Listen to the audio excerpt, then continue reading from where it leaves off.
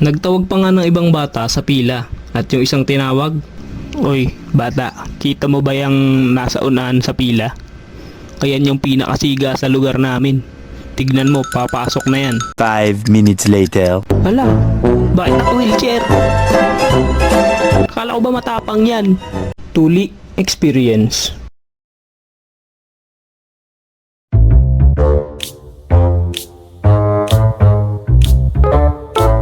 Alam naman natin na kapag bakasyon dito sa Pinas ay di lang tayo puro laro. Lalo na kung lalaki ka at 10 years old. Bilang batang lalaki, tinakot ka din ba tungkol sa tuli? Noon, uso pa sa mga probinsya ang tuli na pukpok kung tawagin. Tapos ngunguya ka ng dahon ng bayabas. Sabay tatalon sa ilog. Madaming pumasok sa isip mo sa salitang tuli nung hindi mo pa na-experience. Kaya ikikwento ko sa inyo yung experience ko sa tuli nung bata pa ako.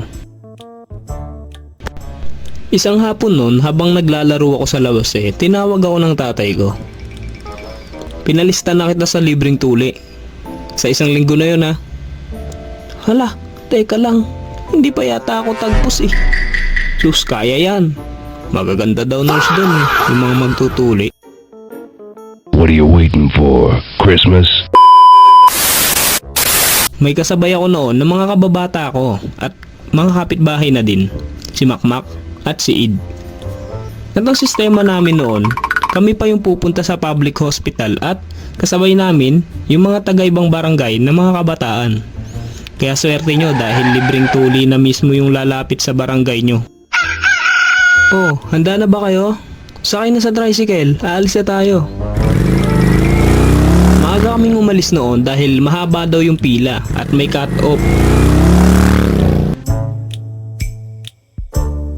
"Uy, Mac, anong gusto mong gupit?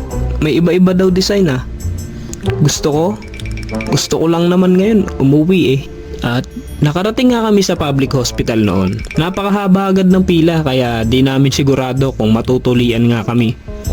Habang nasa pila kami ay may mga nakita ako na bata, pumupunta sila sa likod para maghugas daw. Akala ko yung paa. Kaso iba pala. Pagpunta ko ay, Teka, ako muna, pahugas." Ano yung hugasan nyo?" "Di si Bananito." At nagumpisa na nga magtawag yung nurse ng mga bata sa pila. Ulang tawag pa lang parang nakaramdam agad ako ng kaba. Nasa dulo ako pero rinig namin yung mga sigawan sa loob ng klinik na parang, "Help! Sus, huwag kayo matakot.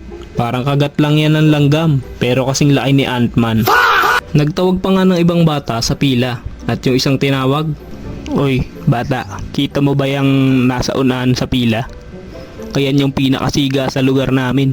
Tignan mo, papasok na yan." 5 minutes later. "Hala, bakit naka-wheelchair? Akala ko ba matapang yan?" "Oh, pasok na po, 2 bata ulit." Sir, bawal po guardian sa loob." Ganun ba? Magpapatuli din ako nurse eh." What? At habang unti-unting nauubos yung nasa pila, palapit naman kami ng palapit. Iba yung kaba pag medyo may takot ka sa karayom. Inabot kami ng 1 PM at malapit na raw mag-cut off kaya para di masayang yung punta namin, isiningit na lang kami sa last na pila. "Ano bata, ready ka na ba?" 5 minutes later. At habang nagsisimula pa lang ay biglang napatigil yung nagtutuli sa kababata ko. "Oh, wait lang ha, ulitin natin yung turok mo. Bumalik ko yung karayom eh." Wow, kunat ng Bananito mo ha. Di ko na masyadong idedetalye yung nangyari pero sa turok lang talaga masakit yun. Pangpamanhid daw, katulad ng crush mo. Tsaka parang turok daw yan ng bubuyog pero kasing laki ni Jollibee. Dito tayo, salbida ang bata. Natapos nga kami sa tuli at eto nga ang struggle, yung pag-uwi namin dahil halos dulong barangay pa kami. At habang nasa biyahe kami pa uwi ay unti-unti naming nararamdaman na nawawalan na ng bisa yung anesthesia sa sugat. Pag minalas Madalas nga naman, napadaan pa kami sa may kalsada na may riles. Nakauwi nga kami at buong biyahe ay ininda namin yung hapde dahil wala namang bisa nga yung turok. At ito na nga, yung mga susunod na araw, napansin ko na namamaga ito. Ito na nga daw yung sinasabi nilang nangangamatis. Hindi ito yung kamatis na pangluto o gulay ha. Ito lang yung term pag namamaga daw yung tuli. Ang sakit ngayon ha, parang namamaga na nangangamatis. Uy, bawal daw yung pakita sa mga babae, baka lalong mga matis. Pasilip nga.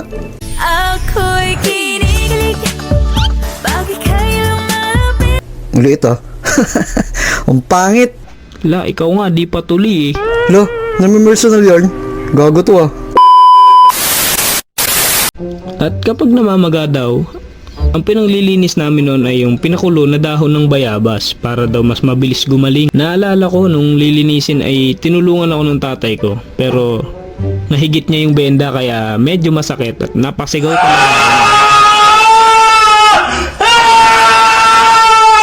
At nagdaan nga yung mga araw, unti-unti na gumaling, pero ang dami talagang kasabihan ng matatanda tungkol dyan. Bawal daw tumalon, baka magkaluslos.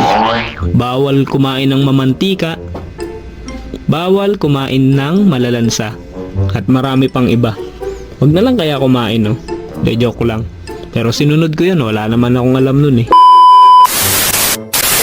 Ayan lang naman yung mga naranasan ko noon at mukhang mararanasan din ng iba sa inyo.